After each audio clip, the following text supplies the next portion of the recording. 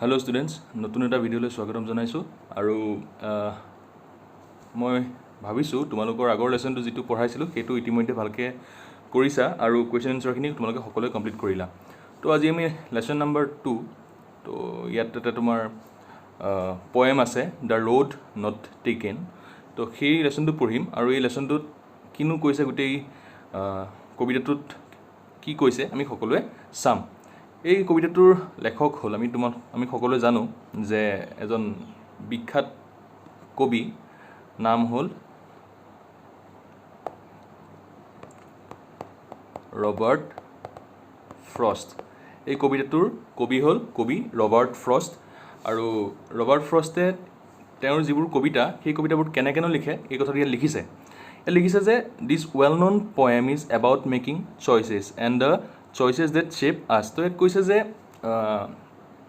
এই কবিতাটোত আমি কোনবোৰ কথা আলোচনা কৰিম বুলি কৈছে যে আমি জীৱনত যিবোৰ ডিসিশন লওঁ সেই ডিসিশনবোৰৰ কথা ইয়াত আমি আলোচনা কৰিম বুলি কৈছে আৰু সেই ডিসিশনবোৰে আমাৰ জীৱনটো কেনেকৈ গঢ়ি তোলে সেই কথাটো আমি আলোচনা কৰিম Robert Frost is an American poet who writes simply Robert Frost এজন কি হয় আমেৰিকান পোয়েট হয় এজন আমেৰিকান সাহিত্যিক হয় কবি হয় যি সকলোবোৰ কথা অতি সহজকৈ লিখা মেলা কৰে but insightfully about common ordinary experiences আৰু কিন্তু যদিও তেওঁলোক সহজকৈ কথাবোৰ লিখা মেলা কৰে কিন্তু তেওঁৰ যিবোৰ লিখা মেলা সেই সকলোবোৰ লিখা মেলা কি হয় অতি সাধাৰণ যদিও তাৰ ভিতৰত বহুত গূঢ়াৰ্থ সোমাই থাকে বহুত ডাঙৰ এটা অৰ্থ সোমাই থাকে বুলি কৈছে সেই লিখা মেলাবোৰত তেওঁৰ কবিতাৰ পংক্তিবোৰত বা লিখা মেলাবোৰত এটা ডাঙৰ অৰ্থ সোমাই থাকে বুলি কৈছে তো আমি লেসনটোলৈ যাওঁ লেসনটোলৈ যোৱাৰ আগতে মই দুটামান কথা কৈ লওঁ যে ৰোড নট টেকেন মানে হৈছে সেইটো ৰাস্তা যিটো ৰাস্তা আমাৰ লোৱা নহল অৰ্থাৎ আমাৰ জীৱনত কেতিয়াবা এনেকুৱা কিছুমান মোমেন্ট আহে যেতিয়া আমি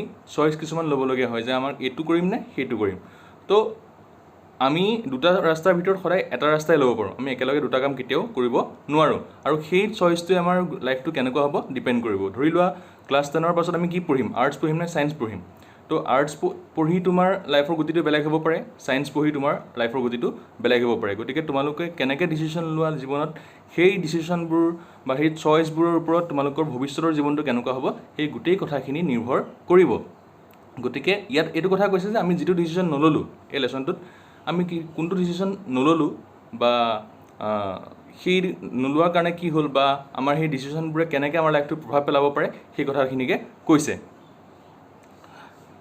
কি লিখিছে চাওঁ two roads diverged in a yellow wood তো ইয়াত কৈছে যে দুটা ৰাস্তা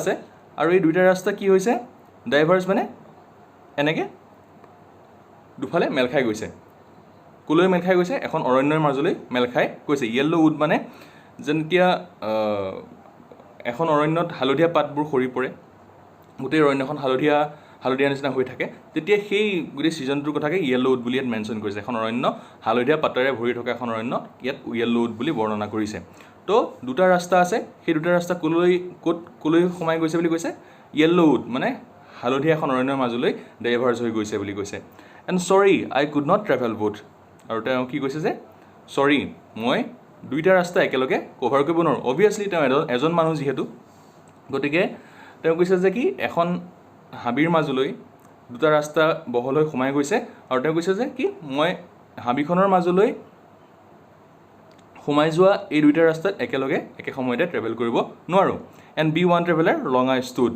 তো তেওঁ সেইটোকে কৈছে যে যিহেতু তেওঁ এজন মানুহ এজন পথিক হয় তেওঁ হাবিখনৰ মাজলৈ দুইটা ৰাস্তাতে একেলগতে একে সময়তে সোমাই যাব নোৱাৰে and looked down one as far as I could to where it bend in the undergrowth তো তেওঁ সেইকাৰণে কি কৰিছে তেওঁ ইয়াতে ৰৈছে মানুহজন ইয়াতে ৰৈছে ৰাস্তাটোৰ মুখতে ৰৈ তেওঁ চাইছে যিমান দূৰলৈ তেওঁ দৃষ্টি নিক্ষেপ কৰিব পাৰে সিমান দূৰলৈ চাইছে কিবা মানে তেওঁৰ দুইটা ৰাস্তা কোনফালেনো গৈছে কেনেকুৱানো হ'ব তেওঁ তালৈ দৃষ্টি নিক্ষেপ কৰিছে যাতে তেওঁ কিবা দেখে অৰ্থাৎ ইয়াৰ পৰা এইটো কথাই বুজোৱা হৈছে যে যেতিয়া আমাৰ লাইফত কিছুমান ডিসিশন ল'বলগীয়া হয় কেতিয়াবা কিছুমান ডিসিশন ল'বলগীয়া সিচুৱেশ্যন আহে তেতিয়া আমি কি কৰোঁ যে ধৰি লোৱা আমি আৰ্টছ পঢ়িলে আমুকটো হ'ব পাৰিম আমি সায়েন্স পঢ়িলে তামুকটো হ'ব পাৰিম কথাটো আমি তেনেকৈ ভাবোঁ ন যে আমাৰ কিছুমান পৰিকল্পনা থাকে আমাৰ ডিসিশনবোৰক লৈ আমাৰ চয়েছেছবোৰক লৈ তো আমি তেনেকৈ ভাবোঁ যে এই আমি যিখিনি ডিসিশন ল'ম সেই ডিসিশনখিনি গৈ লৈ ভৱিষ্যতৰ সময়ত আমাৰ জীৱনটোত কেনেকৈ প্ৰভাৱ পেলাব সেইখিনি কথাকে আমি কি কৰোঁ চাবলৈ চেষ্টা কৰোঁ, আমি ভিজুৱেলাইজ কৰিবলৈ চেষ্টা কৰোঁ। সেইটোকে কৈছে তেওঁ যে and look down one as far as a good. মই সেইকাৰণে মোৰ দুইটা ৰাস্তা গৈ লৈনো কোনফালেনো যাব পাৰে, কিনো পায়গৈ, মই যিমান দূৰলৈ চাব পাৰি সিমান দূৰলৈ লক্ষ্য কৰিলোঁ বুলি কৈছে। To where it bend in the undergrowth. তো ইয়াত আণ্ডাৰগ্ৰ'থৰ মিনিং দিছে, তোমালোকৰ লেচনৰ তলতে আছে। আণ্ডাৰগ্ৰ'থ মানে হৈছে কি, dense growth of plants and bushes. তো আণ্ডাৰগ্ৰ'থ মানে হৈছে কি, প্লেণ্টছ, উদ্ভিদ বা তোমাৰ গছৰ সকলোখিনি মিলি মেলি এটা ডাঠ অৰণ্য বুলি যিখিনি কয়, সেই ডাঠ অৰণ্যৰ কথা কৈছে। এই ৰাস্তা দুটা গৈ ক'লৈ গুচি গৈছে বুলি কৈছে, ডাঠ অৰণ্যৰ মাজলৈ গুচি গৈছে বুলি কৈছে, ডাঠ অৰণ্যৰ মাজলৈ বেকা হৈ সোমাই গৈছে বুলি কৈছে। তো সেইকাৰণে তেওঁ দেখা নাই, কিন্তু তথাপিও তেওঁ যিমান দূৰ চাব পাৰে সিমান দূৰলৈ তেওঁ লক্ষ্য কৰিছে। একদম চিম্পুল কথা এটা, আমি আমাৰ ফিউচাৰটোৰ কথা ভিজুৱেলাইজ কৰিব পাৰোঁ, আমি আমাৰ ফিউচাৰটো কেতিয়াও চাব নোৱাৰোঁ কি হ'ব। গতিকে ঠিক তেনেকৈ আমি যিখিনি ডিচিশ্যন ল'ম জীৱনত, সেই ডিচিশ্যনখিনিয়ে ফিউচাৰত গৈ লৈ কি প্ৰভাৱ পেলাব পাৰে সেইটো আমি ভিজুৱেলাইজে কৰিব পাৰোঁ। আমি অলপ দূৰলৈকে চাব পাৰোঁ, আমি একদম ডিপ ফিউচাৰত আমি আমাৰ জীৱনটো কেনেকুৱা ধৰণৰ হ'ব সেই কথাটো আমি কেতিয়াও একদম পৰিপক্কভাৱে আমি সম্পূৰ্ণকৈ কেতিয়াও লক্ষ্য কৰিব নোৱাৰোঁ, সেই কথাটোকে ইয়াত কৈছে। Then took the other just as fair and having perhaps the better claim. তো কি কৈছে, তেওঁ দুটা ৰাস্তা দেখিলে, দুটা ৰাস্তাত তেওঁৰ সন্মুখত আছিলে, ঠিক তেনেকৈ তেওঁৰ জীৱনত দুটা ডিচিশ্যন ল'বলগীয়া আছিলে ধৰা। তাৰপিছত কি হ'ল, তেওঁ তাৰে এটা ৰাস্তা তেওঁ গ্ৰহণ কৰিছে আৰু সেই ৰাস্তাটো আনটোৰ নিচিনাই একেই বুলি কৈছে। গতিকে যিহেতু দুটা ৰাস্তা তেওঁৰ সন্মুখত আছে, দুটা ৰাস্তাই সম্পূৰ্ণ একে দেখিছে, তেওঁ কি কৰিছে, তাৰে এটা ৰাস্তা ল'লে। And having perhaps the better claim. আৰু বেটাৰ ক্লেইমৰ অৰ্থটো দিছে, বেটাৰ ক্লেইম ইয়াত লিখা নাই, মই তোমালোকক কৈ দিছোঁ। বেটাৰ ক্লেইম মানে এইটো এটা ভাল অপৰচুনিটি আছে বুলি ভাবিছে। তেওঁ যে ভাবিছে যে এইটো ৰাস্তা যদি লওঁ এটা মোৰ ভাল অপৰচুনিটি হ'ব বুলি ভাবিছে, সেইটোৱে তেওঁৰ জীৱনলৈ ভাল কিবা এটা কঢ়িয়াই আনিব বুলি ভাবিছে। সেই ডিচিশ্যনটোৱে তেওঁৰ জীৱনত বেলেগ এটা প্ৰভাৱ পেলাব বুলি ভাবিছে। কিয় ভাবিছে? Because it was grassy and wanted wear. তো এই গোটেই যিটো ৰাস্তা তেওঁ লৈছে, সেই ৰাস্তাটো গ্ৰাছি আছিলে বুলি কৈছে, অৰ্থাৎ ঘাঁহ বননিৰে পৰিপূৰ্ণ এটা ৰাস্তা বুলি কৈছে। আৰু ইয়াত কোনেও খোজ কঢ়া নাই বা সিমান বেছিকৈ ইউজ হোৱা নাই বুলি কৈছে। ৱান্টেড ৱেৰ মানে সেই ৰাস্তাটো ইমান আনইউজড বা কমকৈ ইউজ হৈছে, সেই ৰাস্তাটো বহুতে লোৱা নাই বুলি কৈছে। অৰ্থাৎ আমাৰ জীৱনত আমি দুটা ডিচিশ্যন যেতিয়া ল'বলগীয়া হয়, সেই ডিচিশ্যনটো ল'বলগীয়া যাওঁতে আমি যদি সকলোৱে লোৱা পথটাতকৈ আমি বেলেগে কমকৈ ইউজ কৰা এটা পথ ল'বলৈ যাওঁ, সেই ৰাস্তাটোত এটা ভাল আমাৰ আউটকাম আহিব বুলি আমি আশা কৰিব পাৰোঁ। ঠিক তেনেকৈ কবিয়ে ভাবিছে যে যদি দুটা ৰাস্তা একে আছিলে, তেওঁ তাৰে এটা ৰাস্তা ল'লে আৰু তাৰপিছত তেওঁ ভাবিছে যে এইটো ৰাস্তা তেওঁ এটা বেটাৰ ক্লেইম দিব। বিকজ কি কাৰণে? কাৰণ এইটো ৰাস্তা বহুত কম মানুহে ইউজ কৰিছে, কাৰণ ৰাস্তাটো গ্ৰাছি মানে কি, যদি মানুহ অহা যোৱা নকৰে সেইটো ৰাস্তাত, এটা ৰাস্তাত ধৰা বেছি ঘাঁহ বননিৰে পৰিপূৰ্ণ হৈছে, মানুহ অহা যোৱা কৰিলেতো সেইটো ৰাস্তা ঘাঁহ বননিৰে পৰিপূৰ্ণ নহ'ব ন। যিটো ৰাস্তাত মানুহ কমকৈ অহা যোৱা কৰিব সেইটোতো গ্ৰাছি হৈ থাকিব। সেইকাৰণে তেওঁ কৈছে যিহেতু এইটো ৰাস্তা গ্ৰাছি হৈ আছে, অৰ্থাৎ মানুহে এই ৰাস্তাটো কমকৈ লৈছিলে, অৰ্থাৎ মানুহে ডিচিশ্যন এইটো ৰাস্তাত মানুহে জীৱনত খুব কম মানুহে এইটো ৰাস্তাত গৈছে, গতিকে সেই ৰাস্তাটো তেওঁৰ জীৱনলৈ এটা বেটাৰ ক্লেইম কঢ়িয়াই আনিব বুলি তেওঁ আশা কৰিছে। Had worn them really about the same. তো সেইটোৱে কৈছে, মই যিখিনি কথা তোমালোকক ইতিমধ্যে কৈ গ'লোঁ, গোটেই সম্পূৰ্ণ ষ্টেণ্ডাৰ্ডত এইখিনি কথাই কৈছে। And both that morning equally lay in leaves no' step had trodden black. তো and both that morning equally lay it leaves no' step had trodden black. তো ৰাতিপুৱা সময়ত কবিয়ে কৈছে যে ৰাতিপুৱা সময়ত যেতিয়া তেওঁ সেই দুটা ৰাস্তা দেখিছে, দুটা ৰাস্তাত ৰাতিপুৱা সময়ত একেই দেখা গৈছে, দুটা ৰাস্তা একেই দেখা গৈছে যে দুইটা ৰাস্তাতে যিবোৰ পচিবিলিটিজ আছে, যিবোৰ তেওঁৰ কাৰণে ডিছএডভান্টেজেছ আছে, এডভান্টেজেছ আছে, সকলোবোৰ একেই দেখা গৈছে। It leaves no' step had trodden black oh' I kept the first for another day. তো কি কৰিছে তেওঁ, দুইটা ৰাস্তাতে যিহেতু তেওঁ পচিবিলিটি একেই দেখিছে, তেওঁ ডিছএডভান্টেজেছ একেই আছে, এডভান্টেজেছ একেই আছে, গতিকে তেওঁ কি কৰিছে, তেওঁ যিটো দ্বিতীয় ৰাস্তা তেওঁ তাৰে এটা ৰাস্তা ল'লে আৰু তেওঁ ভাবিছে যে যিটো ৰাস্তা তেওঁ নল'লে, যিটো ৰাস্তা তেওঁ নগ'লে খোজকাঢ়ি, সেই ৰাস্তাটো তেওঁ বেলেগ এটা দিনৰ কাৰণে সাঁচি ৰাখিছোঁ বুলি কৈছে, যে আজি মই এইটো ৰাস্তাত যাওঁ, এই যিটো ৰাস্তা মই নল'লোঁ সেইটো ৰাস্তা মই অন্য এটা দিনৰ কাৰণে সাঁচি ৰাখিছোঁ, মই অন্য এটা দিনত সেইটো ৰাস্তাত গতি কৰিম। অৰ্থাৎ আজি আমি জীৱনত এইটো ডিচিশ্যন ল'লোঁ, এইটো ডিচিশ্যন লৈ আমি আগবাঢ়ি যাওঁ আৰু কাইলৈ আমি বেলেগ এটা ডিচিশ্যন লৈ সেইটো ৰাস্তাত আগবাঢ়ি যাম। কিন্তু তেনেকুৱা হ'ব পাৰে জানো? সেইটো নিশ্চয়কৈ নোৱাৰে। কিয় নোৱাৰে? সেইটো লিখিছে চোৱা। Yet knowing how way leads on to way I doubted if I should ever come back. তো তেওঁ ভাবিছে যে যদিও মই আজি এইটো ৰাস্তা ল'লোঁ, মই আনটো ৰাস্তাৰ পৰিৱৰ্তে এইটো ৰাস্তা ল'লোঁ, এইটো ৰাস্তাত গৈ মই কাইলৈ জানো মই যিটো ৰাস্তা নল'লোঁ সেইটো ৰাস্তালৈ ঘূৰি আহিব পাৰিম? অবভিয়াছলি নোৱাৰোঁ, কাৰণ আমি জীৱনত এটা ডিচিশ্যন লৈ যেতিয়া আগবাঢ়ি গুচি যাওঁ, আমাৰ ফিউচাৰটো সেইবোৰ ডিচিশ্যনে আমাৰ শ্বেপ কৰিব, আমাৰ আজিৰ সিদ্ধান্তটোৱে আমাৰ ভৱিষ্যতটো আমাক নিৰ্ণয় কৰিব। গতিকে আমি প্ৰত্যেক দিনাই আমাৰ এটা বেলেগ বেলেগ ডিচিশ্যন লৈ আমি জীৱনটো গঢ়িব নোৱাৰোঁ বা আমি জীৱনটো কটাব নোৱাৰোঁ। গতিকে তেওঁ ডাউট কৰিছে যে মই এইটো ৰাস্তাত যোৱাৰ পাছত মই আনটো ৰাস্তালৈ জানো আকৌ ঘূৰি আহিব পাৰিম। I shall be telling this with a shy, somewhere edges and edges hands. Two routes diverged in a wood, and I took the one less traveled by, and that has made all the difference. তো এই shy মানে হৈছে deep breath. তেওঁ এটা